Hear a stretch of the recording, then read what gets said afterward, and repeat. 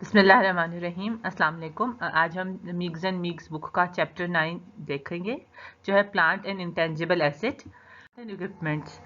तो हमारे पास डिफरेंट तरह के एसेट्स होते हैं, जिसमें आपके पास टेंजिबल एसेट्स, इंटेंजिबल एसेट्स और नेचुरल रिसोर्सेज आ जाते हैं। मेजरली हमारे पास टेंजिबल एसेट्स वो तमाम एसेट्स होते हैं जिनकी फिजिकल एग्जिस्टेंस होती है या वो फिजिकल कैरेक्टरिस्टिक्स रख रहे होते हैं, जिस तरह के लैंड, बिल्डिंग, मशीनरीज हैं।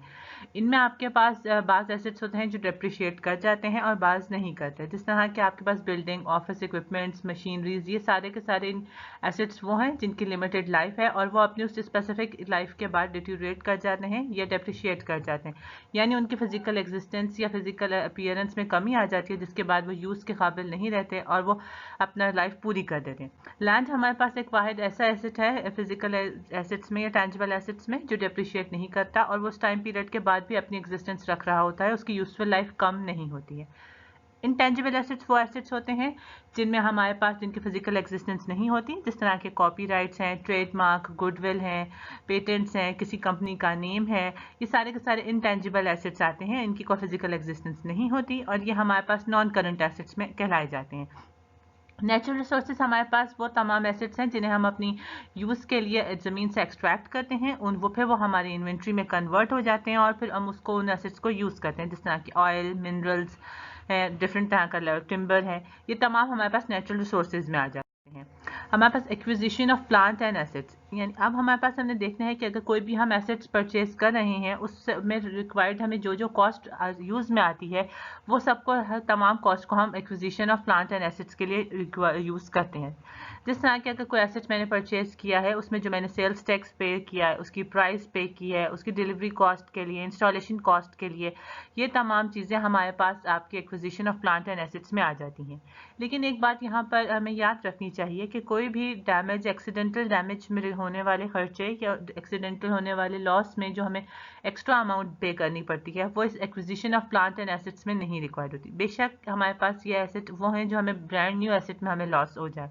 फॉर एग्जाम्पल कोई मशीनरी ट्रैवलिंग लेकर आ रही है, उस वो बाय चांस नीचे गिर के टूट जाती है अनलोडिंग के दौरान, तो जो कुछ कॉस्ट उसकी रिपेयर में लगेगी वो कॉस्ट हमारे पास उसका एक्सपेंस में तो हम रिक्वायर्ड कर लेंगे, लेकिन वो हम अपनी acquisition of plant and assets में रिक्वायर नहीं होगी। ऑल्दो कि ये आपका फॉल्ट नहीं है, लेकिन ये बाय चांस हुआ है, तो इसलिए स्टिल फिर भी हम इसे अपने acquisition of plant and assets में उस एसेट की कॉस्ट में ऐड नहीं करते, हम इसे अदर एक्सपेंसेस में यूज़ कर रहे होते हैं। हमारे पास नेक्स्ट आ जाती हैं बिल्डिंग। बिल्डिंग हमारे पास डिफरेंट तरह की होती हैं जिन्हें समटाइम्स परचेज करके रीमॉडिफाई किया जाता है यूज़ करने के लिए अपने अकॉर्डिंग टू सर्कमस्टेंसेज, या हमारे पास एज इट इज़ ही हम उसको यूज़ कर लेते हैं विद सम माइनर चेंजेस के साथ। Next land and land improvements हमारे पास आ जाती हैं। लैंड हमने देख लिया कि कोई भी ऐसी जगह, एरिया जिसमें हम अपने बिल्डिंग बनाने के पर्पस के लिए पर्सनस या कंपनीज यूज़ करती हैं, वो हम लैंड के तौर पे यूज़ करते हैं। इसमें जो हम यूज़ प्राइसेस डाल देंगे वो हमारे पास आ जाएगी कि ब्रोकर के कॉस्ट हैं, लीगल चार्जेस हैं, या ट्रांसफरिंग के चार्जेस हैं, टाइटल का नेम ट्रांसफ़र होने के लिए जितने चार्जेस हैं, इंश्योरेंस के चार्जेस हैं, एक्सपेंसेस हैं, डिफरेंट तरह के टैक्सेस में आ जाते हैं, ये तमाम उसकी लैंड की प्राइस में आ जाती हैं। एंड समटाइम्स एक्सपेंडिचर्स उसमें और भी हमें करने पड़ते हैं, जिस तरह कि अगर हम कोई बिल्डिंग, अपनी पार्किंग लॉट बना रहे हैं किसी बिल्डिंग की, तो वहाँ पर आपको उसके लिए लाइट्स लगानी पड़ेगी, फेंसेस लगानी पड़ेंगी, तो ये तमाम चीज़ें हमारी लैंड और लैंड इम्प्रूवमेंट में आ जाती हैं। और ये आपके आइटम्स जो हमने, फेंस है, पार्किंग की लाइट्स हैं, आपने डिफरेंट तरह की किसी अपने कोई और चीज़ में वहाँ पर यूज़ की हुई है, इनको हम डेप्रिसिएशन के तौर पर यूज़ करते हैं ये एसेट्स को, लेकिन लैंड हमारा डेप्रिशिएट नहीं होता है। हम एक एग्जाम्पल से देख लेते हैं जो कॉस्ट हमें रिक्वायर्ड होती है अपने एक एसेट को परचेज करने के लिए, उससे हम एग्जाम्पल के थ्रू देख रहे हैं। हमने एक फैक्ट्री में, जो मिसिसिपी की फैक्ट्री है, एक मशीन का ऑर्डर दिया है, जो मशीन या टूल्स में से हमने हासिल किया मैन्युफैक्चरिंग टूल्स के लिए, जिसकी लिस्टेड प्राइस है $10,000 है। पेमेंट हमें 48 मंथ में इंस्टॉलमेंट्स में देनी है और ईच मंथ में हमें 250 अमाउंट देनी पड़ती है, जिसके हमारे पास इंक्लूड में, इस कॉस्ट में इंक्लूड आ जाती हैं 2000 इंटरेस्ट के चार्जेस हैं, जिसकी डिस्क्रिप्शन आप यहाँ से देख सकते हैं कि डिटेल हमने किस तरह से इसकी डिस्क्रिप्शन में आइडेंटिफाई किया हुआ है कि उसकी $10,000 की कॉस्ट है, अब लिस्टेड प्राइस है, प्लस हमने इसकी इंटरेस्ट चार्जेस दे रहे हैं, एंड देन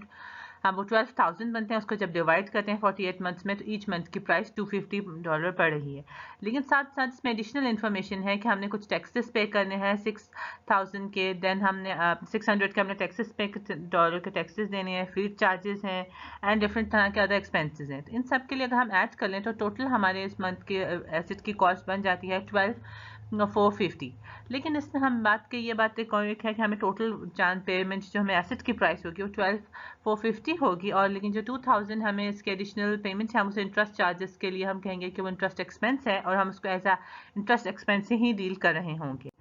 नेक्स्ट हमारे पास हम अगर देखें कि अगर लमसम प्राइस पे करते हैं तो कुछ हमारी वैल्यू अप्रिशिएट कर जाती है जिसे हम अप्रेजल कह रहे होते हैं। यानी उसमें अगर हम देखें टोटल हमारे एयरलैंड की प्राइस अगर है 2,50,000 हमारे पास की प्राइस है और जिसमें 25% अप्रेजल बन रहा है। इसकी एक्चुअल एलोकेशन कॉस्ट हमने जो की गई है 100,000 में, तो हम देख सकते हैं कि 200 इसकी एलोकेशन कॉस्ट है। डिफरेंट तरह की ये आपको चीज़ें एक्सप्लेन की जा रही हैं जिसमें हमने कहा कि समटाइम्स बाज़ चीज़ें हमारे पास अप्रेजल के लिए जब लमसम पेमेंट की जाती है तो कुछ चीज़ें इसके एलोकेशन में अप्रेजल की प्राइसेस में डिफरेंट आ जाती हैं। ये उसकी डिस्क्रिप्शन बताई गई है। नेक्स्ट हमारे पास हम इसी की ही ये डिटेल है, इसमें जर्नल में किस तरह से एंट्री करेंगे ये उसकी है। हम जब जर्नल में एंट्री करेंगे तो हमारे पास जितने भी एक्सपेंसेस हमने पे किए हैं लैंड के में, लैंड इम्प्रूवमेंट्स के लिए, बिल्डिंग के पे, इक्विपमेंट्स के लिए, तो ये सब के सब हमने अपनी डेबिट साइड पे लिखा है और जो हमने कैश इक्विवेलेंट पे किया है 800,000 उसे हम अपने क्रेडिट साइड पे लिखेंगे। डेप्रिसिएशन, बिफोर कि हम डेप्रिसिएशन के लिए आगे स्टार्ट करें कुछ इंपॉर्टेंट टर्म्स हैं जो हम इस दौरान यूज़ करेंगे, हम उनको देख लेते हैं। डेप्रिसिएशन हमारे पास वो चीज़ एक्सपेंस होता है जिसे हम अपने किसी भी एसेट्स के साथ एसोसिएट करते हैं, यानी कोई भी एसेट जब अपनी यूजफुल लाइफ पूरी कर लेता है तो उसे हम डिस्पोज कर देते हैं, वो फर्दर यूटिलाइज नहीं हो सकता, तो हम ये कहते हैं कि वो डेप्रिसिएट कर रहा है। नेक्स्ट हमारे पास आती है बुक वैल्यू। बुक वैल्यू आपके पास एक एसेट की वैल्यू होती है जो अपने अकाउंटिंग रिकॉर्ड्स में या बैलेंस शीट में उस पर शो होती है आपके पास। देन बुक वैल्यू को हम कैलकुलेट किस तरह से करते हैं, तो बुक वैल्यू हम एसेट्स की एक्चुअल कॉस्ट में से माइनस करते हैं एक्यूमुलेटेड डेप्रिसिएशन एक्सपेंस। अब एक्यूमुलेटेड डेप्रिसिएशन एक्सपेंस हमारे पास एक कॉन्ट्रा एसेट है जो से हम ऑलरेडी एक्सपेंस के में तौर पे हम उसे एलोकेट कर चुके हैं एक स्पेसिफिक एसेट की अमाउंट में, हम उसको एलोकेट कर देते हैं अपने एज ए एक्सपेंस के लिए। देन हमारे पास एसेट डेप्रिशिएट क्यों करता है, इसकी सम बेसिक्स रीजन है। नंबर 1 कि वो फिजिकली डिटीरियरेट कर जाए due to any weather changes like sun, wind, other climatic factors की वजह से, या वो ऑब्सलीट या वो ओल्ड हो जाए, यानी वो यूजलेस आउटडेटेड हो जाए, तब वो एसेट्स को हम उसे डिस्पोज कर देते हैं या डेप्रिशिएट कर गया कहते हैं। फॉर एग्जाम्पल कोई प्लेन है जिससे आप आजकल की नई टेक्नोलॉजी के फिजिकल कंडीशन में तो बेहतर है लेकिन वो आप आजकल की लेटेस्ट टेक्नोलॉजी पे बेस्ड नहीं कर रहा है, तो उससे हम कह सकते हैं कि ये ऑब्सलीट हो गया है। देन हमारे पास इसके डिफरेंट मेथड्स आ जाते हैं, एक स्ट्रेट लाइन मेथड होता है और एक एक्सेलरेटेड डेप्रिसिएशन मेथड होता है। ज़्यादातर हम कोशिश करते हैं कि हम इसे स्ट्रेट लाइन मेथड में ही चीज़ें यूज़ कर रहे हों। हमारे पास एक्सेलरेटेड डेप्रिसिएशन मेथड को हम double declining method, fix percentage declining method कहते हैं या रिड्यूसिंग बैलेंसिंग मेथड भी कहा जा रहा होता है। हम सबसे पहले स्ट्रेट लाइन मेथड को देखते हैं। हम स्ट्रेट लाइन मेथड को किस तरह से कैलकुलेट करते हैं हम उसको देख लेते हैं। हमारे पास एक्चुअल कॉस्ट जो एसेट की होती है उसमें से हम सब्ट्रैक्ट करते हैं अपनी रेजिडुअल वैल्यू को और उसमें हम डिवाइड कर देते हैं किसी भी एसेट्स की यूजफुल लाइफ के साथ।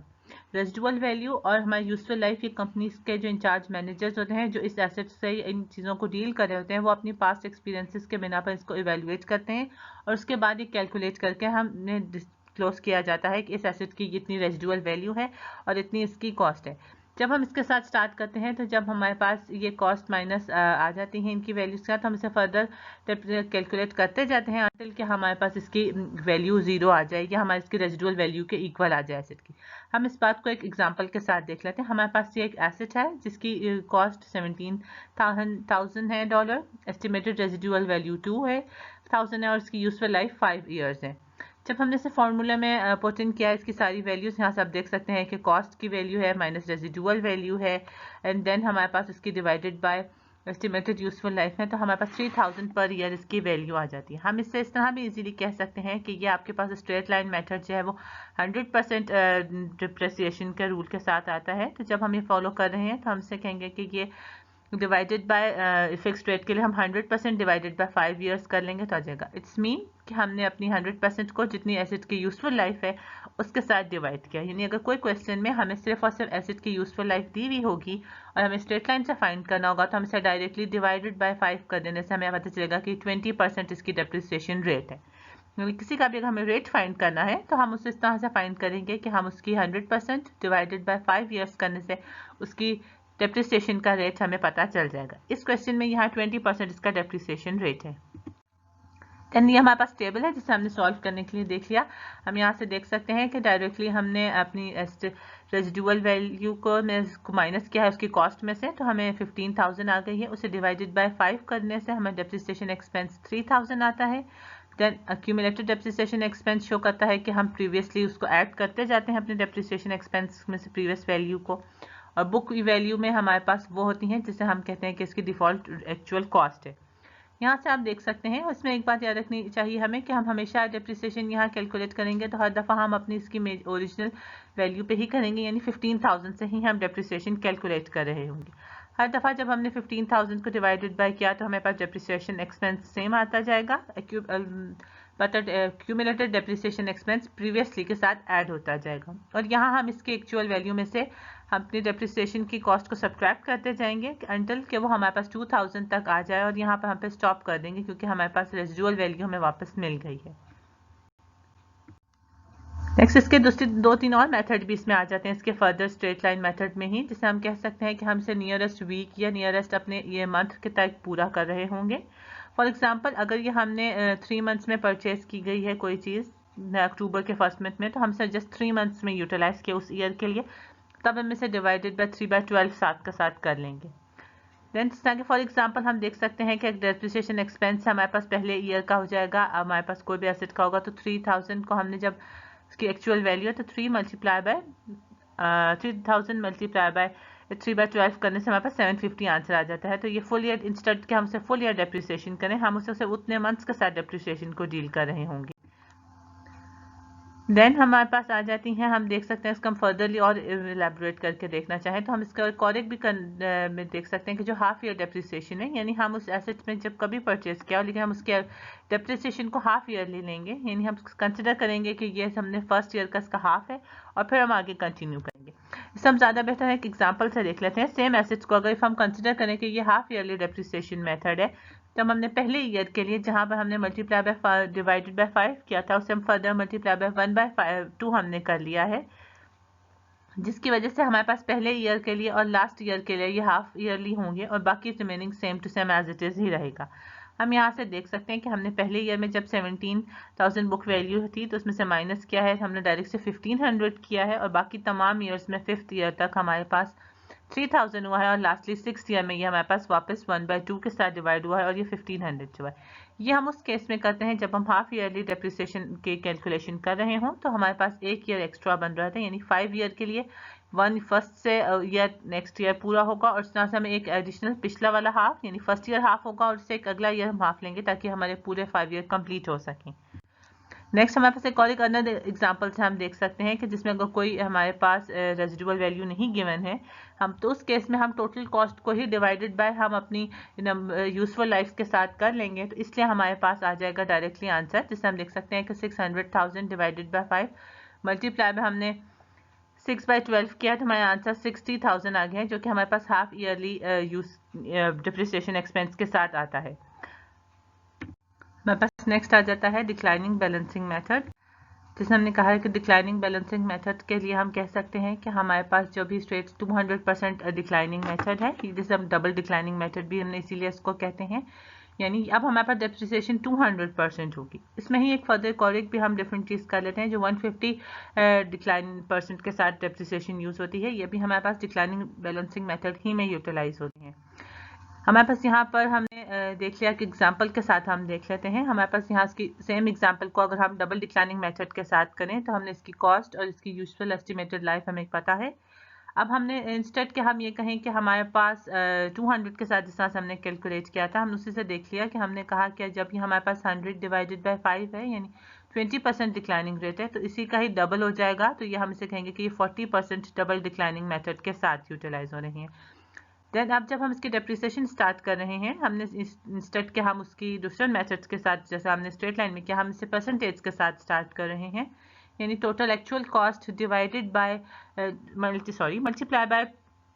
40% किया तो हमारे पास डेप्रिसिएशन एक्सपेंस आ गया है। देन एक्यूमुलेटेड डेप्रिसिएशन एक्सपेंस होगा और हम अपनी डेप्रिसिएशन कॉस्ट को एक बुक वैल्यू में से माइनस करते जाएंगे। यहाँ जो मेजर डिफरेंस है हमें इन दोनों एग्जाम मेथड्स में, हम इंस्टेड के हम अपनी सेम वैल्यू लें, हम यहाँ पर अपनी बुक वैल्यू पे ही नेक्स्ट ईयर टाइम की डेप्रिसिएशन कर रहे हैं। जैसे हमने यहाँ देखा कि 10,200 आपकी वैल्यू सेकेंड ईयर के लिए फर्स्ट ईयर में आई है, तो अब हम अपनी सेकेंड ईयर की डेप्रिसिएशन उसी मेथड के साथ कर रहे हैं। देन जब हमने यहाँ लास्टली इसी तरह से क्या प्रीवियसली एक्यूमुलेटेड डेप्रिसिएशन को ऐड कर दिया है, 6,800 प्लस 80 को हम ऐड कर लिया है, और देन हमारे पास नेक्स्ट बुक वैल्यू में से अगेन हमने अपनी डेप्रिसिएशन एक्सपेंस को सब्ट्रैक्ट कर लिया है अपनी बुक वैल्यू में से, तो हमारे पास डिफरेंट नई बुक वैल्यू आ गई। अब हम नेक्स्ट ईयर के लिए उस बुक वैल्यू के साथ सॉल्व करने होंगे। यहाँ आप देख सकते हैं कि जब हम 5th ईयर पे हैं तो हमने उसकी डेप्रिसिएशन कैलकुलेट नहीं की है, तो अब हमारे पास इस मेथड्स में हमारा बेसिक एम ये होता है कि हमारे पास इसकी 2000 वैल्यू आनी चाहिए हर सूरत में। यानी यहाँ पर उसूली तौर पे अगर हम देखा जाए उस मेथड से फॉलो करें तो यहाँ हमें स्टॉप कर देना चाहिए था, क्योंकि यहाँ पर ये ऑलमोस्ट हमारे पास फिनिशिंग के करीब आ गई है, लेकिन हमें अपनी बुक वैल्यू तक वापस आना ही है, रेजिडुअल वैल्यू तक, तो इसलिए हमने यहाँ पर इसको अब शिफ्ट किया है हमें अपनी स्ट्रेट लाइन मेथड की तरफ, और हमने यहाँ पर इसकी 2000 में माइनस कर दिया है और हमारे पास डाटा के हमारे पास वैल्यू 2000 वापस आ जाए अपनी रेजिडुअल वैल्यू हमारी। नेक्स्ट इसमें ही सिमिलरली हमने 150 बैलेंसिंग मेथड के साथ रेजोल्यूशन मेथड के साथ किया है। इसमें हमने अपनी 20% जो हमारी प्रीवियसली आई थी उसे मल्टीप्लाई बाय 150% किया है, तो हमारे पास यहाँ पर 30% आ गई है डेप्रिसिएशन एक्सपेंस, और हमने उसी तरह से इसको सॉल्व किया है। और हम यहाँ पर आप देख सकते हैं कि हमने अपनी शिफ्ट करने के लिए, जिस तरह की प्रीवियसली हमने बात की थी कि हमने लास्ट के 2 ईयर्स में स्विच किया है 4th ईयर और 5th ईयर में अपनी स्ट्रेट लाइन बैलेंसिंग मेथड के प्रोसेस पे। यूजफुल एस्टिमेट्स लाइफ और रेजिडुअल वैल्यूज एंड, यानी अब हम इसके बारे में देखेंगे कि जो अभी हमने थोड़ी देर पहले बात की थी कि कंपनीज के मैनेजर्स की रिस्पॉन्सिबिलिटी होती है किसी भी एसेट्स की यूजफुल लाइफ और उसकी रेजिडुअल वैल्यू कैलकुलेट करने के लिए। वहीं पे आपका हम कुछ देख लेते हैं कि समटाइम्स ये आपकी जो एस्टिमेट्स कर रहे होते हैं ये मैनेजर्स अपने पास्ट एक्सपीरियंस के बेसिस पर या करंट कंपनी के सर्कमस्टांसेस और फ्यूचर प्लान्स के अकॉर्डिंगली कर रहे होते हैं। और जब सेकेंडली जब इनके ऑडिट्स होते हैं इन कंपनीज के, वो ऑडिट के टाइम पे कंपनीज जब ऑडिटर्स आके इन पब्लिक का कंपनीज को ऑडिट कर रही होती हैं, तो ये बात भी वो साथ चेक कर रही होती हैं कि जब उन जिस भी एसेट की यूजफुल लाइफ रखी गई है वो किन सर्कमस्टांसेस और किन रीजंस के बुनियाद पर वो लाइफ रखी गई। यूजुअली अगर हम देखें तो ऑटोमोबाइल्स जितनी भी होती हैं उनकी शॉर्ट टर्म की एस्टिमेटेड यूजफुल लाइफ होती है फ्रॉम 3 to 5 ईयर्स की हो रही होती है। अदर टाइप की इक्विपमेंट्स जो होते हैं लाइक मशीनरीज टाइप, तो उनकी होती हैं 5 to 15 ईयर्स होती हैं। बिल्डिंग जो मच लॉन्गर लाइफ रख सकती हैं या ब्रांड न्यू बिल्डिंग्स होती हैं उनकी 30 to 50 ईयर्स होती हैं, और ओल्ड बिल्डिंग की या जो यूज्ड ऑलरेडी हो रही होती हैं उनकी 15 और मोर ईयर्स की लाइफ रहती है एटलीस्ट भी। नेक्स्ट हम देख लेते हैं यूनिट ऑफ आउटपुट मेथड्स में। And unit of output method में अगर हम देख लें तो हमारे पास हम वो कहते हैं जिनके एग्जैक्टली यूनिट्स प्रोड्यूस कर सकती हैं वो मशीनरीज जिनके एग्जैक्टली यूनिट्स होते हैं या एग्जैक्ट यूनिट्स की फॉर्म में उनकी कैलकुलेशंस की जा सकती है। फॉर एग्जांपल हम यहाँ ट्रक की एग्जांपल देख लेते हैं कि अगर कोई ट्रक है जिसकी कॉस्ट 17,000 है और रेजिडुअल वैल्यू 2,000 है, और ये ट्रक सपोज कर सकते हैं 100,000 माइल्स ही चल सकता है, उसकी डेप्रिसिएशन कैलकुलेट करने के लिए हम बिल्कुल स्ट्रेट लाइन मेथड यूज़ करेंगे और बिल्कुल उसी तरह से करेंगे जिस तरह कि हमने प्रीवियसली स्ट्रेट लाइन मेथड में किया था, बट जस्ट सिर्फ इतना फ़र्क होता है कि हम इसकी यूजफुल लाइफ जहाँ पे हमने इसकी डिवाइडेड बाय यूजफुल लाइफ की थी वहाँ हम इसकी एस्टिमेटेड माइल्स के साथ डिवाइड कर रहे होंगे। यानी यहाँ पर हमने इसकी जो मेंशन था उसके एस्टिमेटेड माइल्स की वैल्यू को हमने 17,000 यानी उसकी कॉस्ट माइनस 2,000 उसकी रेजिडुअल वैल्यू डिवाइडेड बाय 100,000 किया, तो उसकी डेप्रिसिएशन की प्राइस कॉस्ट आ जाएगी 0.15 पर माइल्स, या आप कह सकते हैं कि 15 सेंट्स पर माइल की उसकी कॉस्ट बन रही है। नेक्स्ट हमारे पास आ जाता है इसी हिसाब से कि अगर जब भी हमारे पास मल्टीप्लाई बाय 15% हम इस एसेट्स को ड्यूरिंग जबकि इसकी लाइफ टाइम के दौरान करते जाएंगे, और जैसे ही इसके ये 100 माइल्स कंप्लीट हो जाएंगे तो ये एसेट हमारा डेप्रिशिएट कर जाएगा और हम कहेंगे कि इस फिक्स टाइम के बाद से ये एसेट मजीद यूज़ नहीं हो सकता है। यूजुअली ये मेथड हम बिल्डिंग, कंप्यूटर्स और फर्नीचर्स पे अप्लाई नहीं करते, ये उन तमाम एसेट्स उस पर अप्लाई किया जाता है जिनके fix unit of output assets मौजूद होते हैं। देन हमारे पास इसकी जर्नल में एंट्री का सिस्टम आ जाता है कि जैसे आप जर्नल में करते हैं तो एक्यूमुलेटेड डेप्रिसिएशन एक्सपेंस या ऑफिस इक्विपमेंट के 20,000 डेबिट साइड पे आ जाती हैं और ऑफिस इक्विपमेंट हमारे पास इसकी क्रेडिट साइड पे आ जाएंगी, जिसे हम डेप्रिशिएट कर gains and losses on the disposable of plant and the equipment. हम जब किसी भी एसेट को आफ्टर डिस्पोजेबल या आफ्टर डेप्रिसिएशन सेल आउट करते हैं या अपने स्टॉक में से, अपनी इन्वेंट्री में से या अपने एसेट्स में से इसको रिमूव कर रहे होते हैं, तो हम उसको सेल करते हैं और हम फिर देख रहे होते हैं कि हमें गेन हुआ है उस एसेट के ऊपर या लॉस हुआ है। हम डिस्पोजेबल प्लांट एंड इक्विपमेंट्स का at the case of profit का केस हम देख रहे हैं। हमें कुछ बात याद रखनी ज़रूरत है। हमारे पास अगर बुक वैल्यू ग्रेटर हो सेल वैल्यू से, यानी बुक वैल्यू बड़ी हो और सेल वैल्यू हमारे पास कम आ जाए, तो हमारा लॉस का केस है, और बुक वैल्यू छोटी हो और हमें सेल प्राइस ज़्यादा है तो हमारे पास वो प्रॉफिट का केस है। फॉर एग्जांपल हम यहाँ देख लेते हैं, हमें मशीन की कॉस्ट 10,000 है, उसे हमने एक्यूमुलेटेड डेप्रिसिएशन हमारे पास 800 है, बुक वैल्यू 2,000 है, और जिस टाइम पे हमने सोल्ड किया था उसकी सेलिंग प्राइस हमारे पास 3,000। अभी कैलकुलेट किस तरह से किए, हमने कहा कि कॉस्ट में से माइनस कर दी अपनी डेप्रिसिएशन एक्सपेंस, तो हमारे पास 2,000 आ गया। देन हमने उसकी सेल प्राइस का साथ डिफरेंस चेक कर लिया, तो सेल प्राइस हमारे पास थी 3,000, और जब हमने उसमें से बुक वैल्यू का उसका डिफरेंस चेक किया है तो हमारे पास 1,000 का गेन आया है। हमारे पास गेन के केस में हम जर्नल में एंट्री किस तरह से करते हैं, जब हमारे पास कैश और एक्यूमुलेटेड डेप्रिसिएशन एक्सपेंस को हम अपने डेबिट साइड पे नोट करेंगे, और एसेट और उसके साथ रिलेटेड हमें जितने भी अमाउंट का गेन हुआ है हम उसको अपने क्रेडिट साइड पे लिखेंगे। यानी cash and accumulated depreciation machinery का केस था, तो हमने कैश में 3,000 एंड एक्यूमुलेटेड डेप्रिसिएशन एक्सपेंस हमारे पास 8,000 था, वो हमारे पास डेबिट साइड पर आ गया है, और मशीनरी और गेन ऑन एसेट हमारे पास क्रेडिट साइड पे आएगा। यानी मशीनरी 10,000, गेन हमें 1,000 का हो तो हमारे पास ये क्रेडिट साइड पे आ जाएगा। नेक्स्ट अब हम इसी का ही हम लॉस का केस में देख लेते हैं। मशीन की कॉस्टिंग 10,000 थी, एक्यूमुलेटेड डेप्रिसिएशन 8,000 है, और हमें बुक वैल्यू 2,000 है, एंड सेल प्राइस इस दफ़ा उसकी 500 है। तो उस केस में हमने देख लिया कि हमारे पास हमने देखा कि हमारे पास जब माइनस किया तो वही बुक वैल्यू हमारे पास सेम 2,000 आई है, और देन जब हमने सेल प्राइस का देख लिया तो सेल प्राइस हमारे पास से 500 है। तो इस केस में हमें लॉस हुआ है 1,500 से। जब जर्नल में एंट्री कर रहे होंगे तो कैश का हमने 500 अपनी क्रेडिट डेबिट साइड पे लिख लिया है, मशीनरी का हमने 8,000 फिर डेबिट साइड पर। अब हम लॉस को भी अपनी इसी डेबिट साइड पे ही नोट करेंगे, और सिर्फ मशीनरी का एक्सपेंस हम 10,000 अपनी क्रेडिट साइड पे लिख रहे होंगे। इंटेंजिबल एसेट्स अब नेक्स्ट हमारे पास आ जाता है। Intangible assets all those assets होते हैं जिनकी फिजिकल एग्जिस्टेंस नहीं होती, जिस तरह के ट्रेडमार्क्स हैं, गुडविल है। इन एसेट्स को हम अपने एक सब प्लांट अपनी एसेट्स के साथ के इसमें ही हम उनको सब ग्रुप करते हैं, प्लांट्स एंड एसेट्स के साथ ही क्लासीफाई कर रहे होते हैं। और तमाम वो एसेट्स हमारे पास, एक बात याद रखने की ज़रूरत है कि तमाम वो एसेट्स हमारे पास इंटेंजिबल नहीं होते जिनकी फिजिकल एग्जिस्टेंस नहीं होती, जैसे कि हमारे रिसीवेबल्स हैं, ऑल्दो कि इनकी कोई फिजिकल एग्जिस्टेंस नहीं होती, लेकिन ये हमारे करंट एसेट होते हैं और इनको हम इंटेंजिबल एसेट्स नहीं डिक्लेयर कर रहे होते। इंटेंजिबल एसेट्स जो हम यूज़ कर रहे होते हैं और बिजनेस के ऑपरेशन के लिए होते हैं, और इनको हम नॉन करंट के केस में डिक्लेयर करते हैं और इनकी फिजिकल एग्जिस्टेंस नहीं होती, तो ये हमारे पास नॉन करंट होते हैं। लेकिन जब हम अगर इनकी बात करें अपने रिसीवेबल्स की, तो ये हमारे पास ऑल्दो कि हम इनकी एग्जिस्टेंस नहीं होती, लेकिन स्टिल हम इनको अपनी करंट एसेट ही डिक्लेयर कर रहे हैं, तो इनको इंटेंजिबल एसेट्स डिक्लेयर नहीं कर रहे। अमोर्टाइजेशन हमारे पास इंटेंजिबल एसेट्स का सिस्टमेटिक राइट ऑफ होता है, यानी इंटेंजिबल एसेट्स की डेप्रिसिएशन या इंटेंजिबल एसेट्स को हम जब उसकी वैल्यू 0 को डिक्लेयर करना होता है उस टाइम पर इसको यूज़ कर रहे होते हैं। उसकी जर्नल में एंट्री जब हम कर रहे होते हैं तो जो हमारे पास वैल्यू आती है अमोर्टाइजेशन एक्सपेंस को हम डेबिट साइड पे करते हैं, और इंटेंजिबल एसेट अकाउंट यानी जिस भी एसेट को हम डिप्रिशिएट कर रहे हैं, अमोर्टाइज कर रहे हैं, उसको हम क्रेडिट साइड पे लिख लें। ऑल्दो कि डिफिकल्ट होते हैं किसी भी एसेट की यूजफुल लाइफ, इंटेंजिबल एसेट की यूजफुल लाइफ डिक्लेयर करना, सच एज ट्रेडमार्क को, तो उस ऑल्दो लेकिन फिर स्टिल यही उनकी ये मैनेजर्स की ड्यूटी आती है जो ये बात मैनेज करते हैं, और वो उसको अपने कंपनीज को एज कंपनी कंपिटेटर कंपनी के अकॉर्डिंगली अपने उन ट्रेडमार्क्स या अपनी उन लोगोस को डेप्रिशिएट या अमोर्टाइज कर रहे होते हैं। इसका फॉर्मूला यूजुअली हम जब हमें ये बात पता चल जाती है कि एक फिक्स टाइम पीरियड के बाद आगे नहीं कर रही, तब हम उसको करते हैं रेवेन्यू माइनस इंटेंजिबल एसेट की जितनी कॉस्ट आती है हम उससे माइनस कर देते हैं, और अब हम देन हमारा एसेट अमोर्टाइज हो जाता है।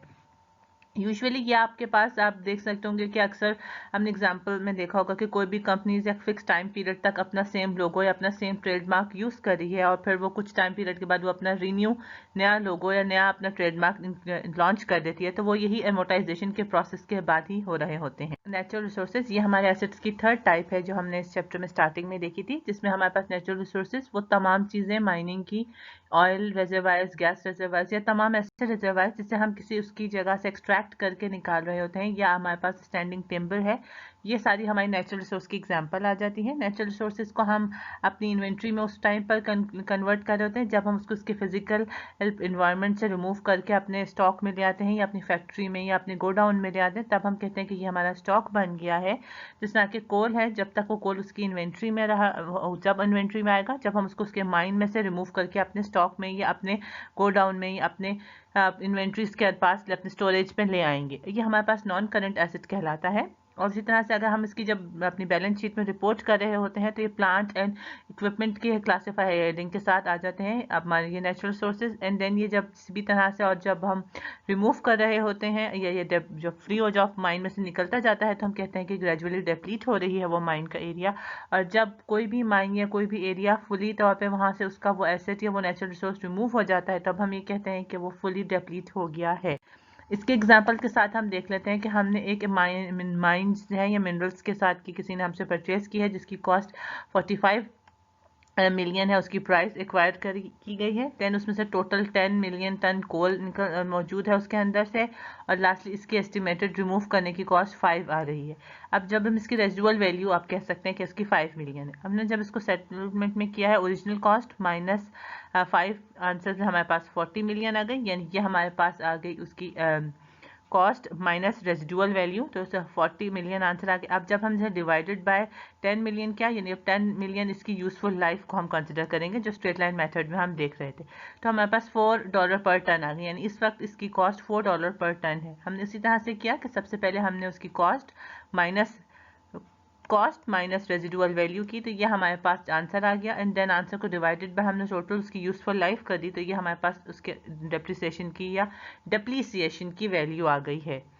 ईच ईयर में जो भी हमारे पास अभी इन्वेंट्री का कोल रिमूव हो रहा है और इन्वेंट्री में कन्वर्ट हो रहा है उसकी जर्नल की एंट्री हम किस तरह से करेंगे। हमने सपोज किया कि फर्स्ट ईयर में हमने सिर्फ 2 मिलियन टन माइन से रिमूव किया है और ईच टन की प्राइस 4 टन आ रही है, यानी हमारे पास ईच की कॉस्ट 4 टन है। तो अब हमने 2 मिलियन को मल्टीप्लाई किया है 4 यूनिट्स के साथ, तो हमारे पास 8 मिलियन आंसर आ जाता है। जब हम इसके इन्वेंट्री में रिकॉर्ड करने के लिए करेंगे अपने रजिस्टर जनरल में, तो इन्वेंट्री के हेडिंग के साथ हम इसे डेबिट साइड पे 8 मिलियन को हमने डेबिट साइड पे लिखा, और accumulated depreciation red valley mine यानी जो कंपनी के साथ के एसोसिएटेड अकाउंट है उसके साथ हमने इसे 8 मिलियन को ही क्रेडिट साइड पे लिख दिया है। देन अब हम एक डेमोन्स्ट्रेबल प्रॉब्लम साथ देख लेते हैं कि हम किस तरह से करेंगे।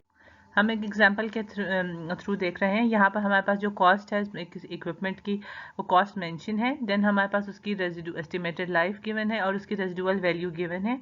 हमने क्वेश्चन सॉल्व करना है जिसमें हमने उसकी फर्स्ट ईयर में स्ट्रेट लाइन डेप्रिसिएशन करनी है जिसमें उसकी फ्रैक्शनल ईयर्स वाला मेथड यूज़ किया है। देन हमने पार्ट बी में 2% 100% डिक्लाइनिंग मेथड करना है, और लास्टली हमने उसकी सेल आउट को करना है। यानी ये 3 पार्ट हमने सॉल्व करके देखेंगे। हम सबसे पहले पार्ट ये देखते हैं कंप्यूटेशन किस तरह से होगा। हमने इसकी कंप्यूटेशन के लिए उसकी रेजिडुअल वैल्यू और उसकी कॉस्ट और उसके 5 ईयर के साथ ये सब यूज़ करते हुए हम कैलकुलेट करेंगे। यहाँ हमने देख लिया कि हमने उसकी कॉस्ट को माइनस किया रेजिडुअल वैल्यू के साथ और हमारे पास आंसर आ गया है 300,000 का। देन हम 300,000 को फ्रैक्शनल ईयर में यूज़ करेंगे जिस मंथ में हमने परचेज किया था, और वहाँ से ईयर के एंड तक हमारे पास टोटल 9 मंथ्स बन रहे थे। देन इसलिए हमने 9 डिवाइडेड बाई 12 किया और आंसर हमारे पास स्ट्रेट लाइन मेथड में आ गया 45,000। देन हमने उसकी बुक वैल्यू में से 45,000 सब्ट्रैक्ट कर लिया, हमारे पास नेक्स्ट ईयर के लिए बुक वैल्यू आ गई। सिमिलरली हम अपने नेक्स्ट ईयर तक जाएंगे, यानी 2011 से 2016 तक हमने मूव किया इसकी लाइफ के साथ, और लास्टली जो हमारे पास ईयर था उसमें जस्ट हमारे पास 3 मंथ्स एडिशनल बन रहे थे जो कंप्लीट कर रहे थे इसकी पूरी यूजफुल लाइफ के ईयर्स को। तो यहाँ से हमने ये चीज़ यूज़ करेंगे, 3 डिवाइडेड बाई 12 करेंगे हम इसको, और उसके बाद हमने इसकी लास्ट ईयर में भी जब इसकी हमने डेप्रिसिएशन निकाल रहे होंगे, यानी हमने स्ट्रेट लाइन मेथड के लिए जो बुक वैल्यू यूज़ की होगी उसके लिए भी हम सिर्फ 15,000 ही इसे डिवाइड करेंगे। यहाँ हमने देखा है कि यहाँ हमारे पास एग्जैक्टली वही वैल्यू आ गई है डेप्रिसिएशन की जो हमारे पास रेजिडुअल वैल्यू आई है, यानी ये जो वक्त फाइनल बुक वैल्यू आई है वो बिल्कुल एग्जैक्टली रेजिडुअल वैल्यू की ही सेम है। यहाँ से आप इसकी कैलकुलेशंस देख सकते हैं कि हमने किस तरह से इसकी 2011, 12 और 16 में इसकी कैलकुलेशंस की हैं, वो जस्ट इसका यही फॉर्मूले को दिखाया गया है। देन अब हमने इसकी पार्ट बी में 200% डिक्लाइनिंग मेथड किया। यहाँ से हमने इसका 200% डिक्लाइनिंग मेथड में देख लिया कि हमारे पास 40% आ रहा है इसका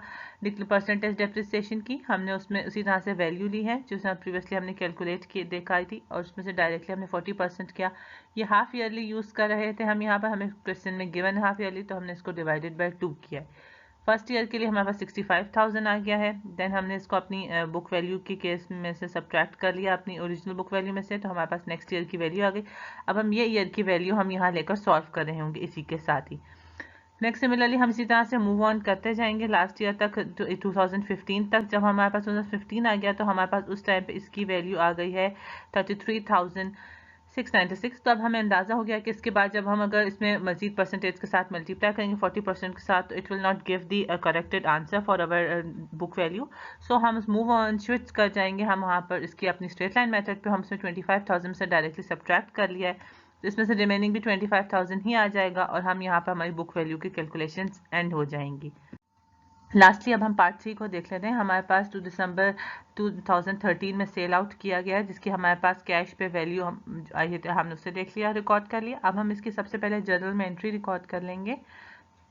यहाँ पर हमने इसकी कैश जितनी रिसीव हुई हमने वो डेबिट साइड पे लिख ली। एक्यूमुलेटेड डेप्रिसिएशन इक्विपमेंट का हमने उसको नोट डाउन कर लिया है। देन हमारे पास इक्विपमेंट और गेन, और हमारे पास रिसीवर्स गेन के इक्विपमेंट को हमने गेन के साथ यहाँ पर लिख लिया, जैसे हम प्रीवियसली एग्जांपल में हम देख कर रहे थे कि हम रिकॉर्डिंग कर रहे होंगे अपनी जर्नल में एंट्रीज के लिए। अब एक्यूमुलेटेड डेप्रिसिएशन एक्सपेंस रिकॉर्ड करने के लिए हमने सबसे पहले जो रिकॉर्डिंग की है हम उसको देख लेते हैं। हमने यहाँ पर 2011 में ये टेबल आपको शो कर रहा है कि जो हमारा स्ट्रेट लाइन मेथड का था, ये उसी टेबल को यहाँ से हम शो कर रहे हैं। हमने सबसे पहले 2011 की वैल्यू को हमने नोट कर लिया है।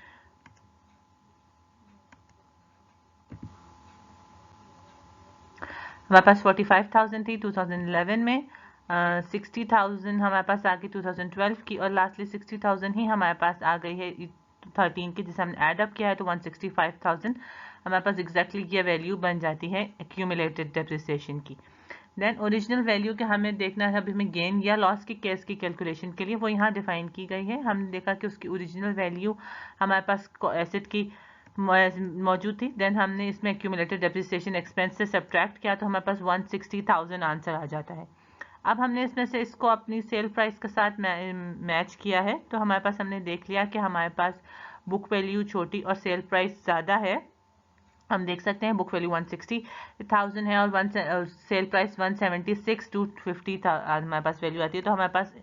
116 250 का हमारे पास प्रॉफिट आ रहा है, यानी गेन हमारे पास बन रहा है। तो इस केस में हमारे पास हमने गेन रिकॉर्ड किया और उसकी बिल्कुल गेन वाले केस की एंट्री को हमने यहाँ पर भी देख लिया है।